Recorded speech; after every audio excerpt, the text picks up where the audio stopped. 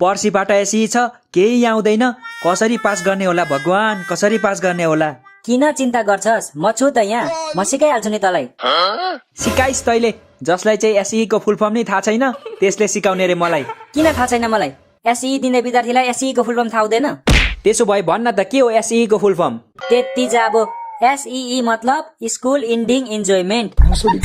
नेपालीमा भन्नु पर्दा स्कुल सकियो अब मोज गर। थाहा छैन भने थाहा छैन भन्नु नि, के टाइम वेस्ट गरिरहला? महारानीको टाइम वेस्ट भयो। माफ पाऊ है, माफ पाऊ।